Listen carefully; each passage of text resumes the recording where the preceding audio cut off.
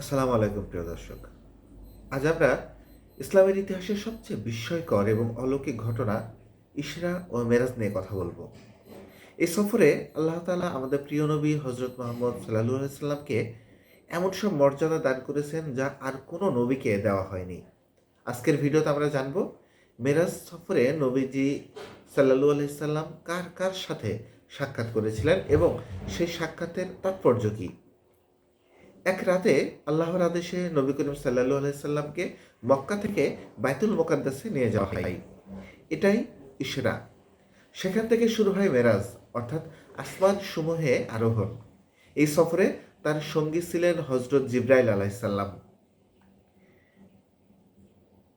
মেরাজের ঘটনা শুরু করার আগে আপনাদের কাছে একটু অনুরোধ করব, সেটা হচ্ছে আপনারা অবশ্যই যদি সম্ভব হয় আমার এই চ্যানেলটাকে সাবস্ক্রাইব করবেন, আর যদি ফেসবুক থেকে ভিডিওটি দেখেন তাহলে অবশ্যই পেজটি ফলো করবেন।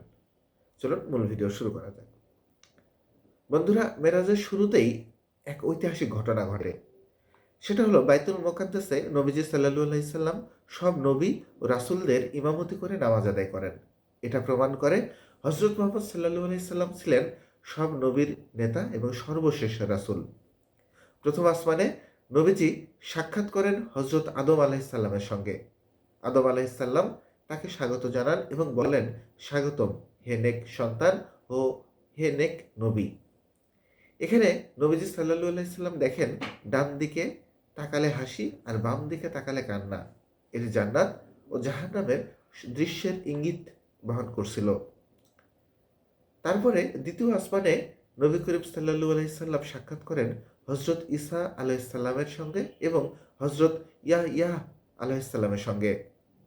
তারা দুজনেই নবীজি সাল্লাল্লাহু আলাইহি সাল্লামকে দোয়া ও স্বাগত জানান। এখান থেকে বোঝা যায় সব নবীর দাওয়াত ছিল এক, তাওহীদের দাওয়াত।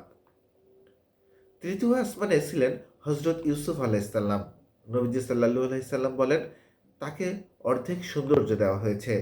ইউসুফ আলাইহিস সালাম নবীজি সাল্লাল্লাহু আলাইহি সাল্লামকে উষ্ণ অভ্যর্থনা জানান। তারপরে চতুর্থ আসমানে নবীজি সাল্লাল্লাহু আলাইহি সাল্লাম সাক্ষাৎ করেন হযরত ইদ্রিস আলাইহিস সালামের সঙ্গে। কোরআনে বলা হয়েছে আল্লাহ তাকে উচ্চ মর্যাদায় উন্নীত করেছিলেন। পঞ্চম আসমানে ছিলেন হযরত হারুন আলাইহিস সালাম।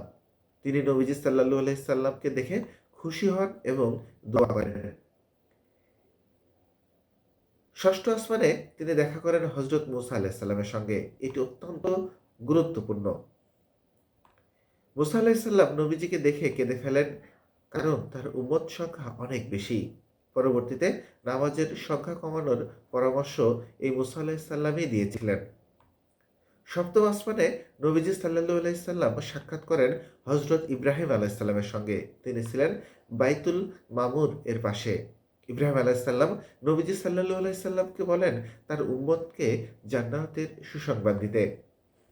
এরপর নবীজি সাল্লাল্লাহু আলাইহি সাল্লাম পৌঁছান সিদরাতুল মুনতাহাতে। এখানে এসে হযরত জিবরাইল আলাইহিস সালাম থেমে যান। এরপর নবীজি সাল্লাল্লাহু আলাইহি সাল্লাম একা আল্লাহর নৈকট্যে যান, যা আর কোনো সৃষ্টি পায়নি। এখানেই ৫ ওয়াক্ত নামাজ ফরজ হয়। মেরাজ সফরে নবীজি সাল্লাল্লাহু আলাইহি সাল্লাম জান্নাতের নিয়ামত এবং জাহান্নামের ভয়াবহ শাস্তি প্রত্যক্ষ করেন। এগুলো ছিল উম্মতের জন্য সতর্ক বার্তা ও শিক্ষা।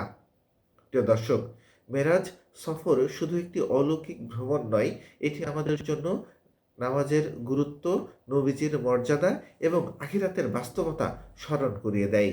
আল্লাহ যেন আমাদের সবাইকে নামাজ কায়েম করার এবং নবীজির সুন্নাহ অনুসরণের তৌফিক দান করেন। আমিন। ভিডিওটি ভালো লাগলে অবশ্যই আপনার বন্ধুদের সাথে ভিডিওটি শেয়ার করবেন এবং ভিডিওটিতে একটি লাইক দিবেন। আর আপনার মতামত অবশ্যই কমেন্টস করে জানাতে ভুলবেন না। আমাদের পরবর্তী ভিডিও দেখার আমন্ত্রণ জানিয়ে আজকের মতো এখানে বিদায় নিচ্ছি। ভালো থাকবেন, সুস্থ থাকবেন।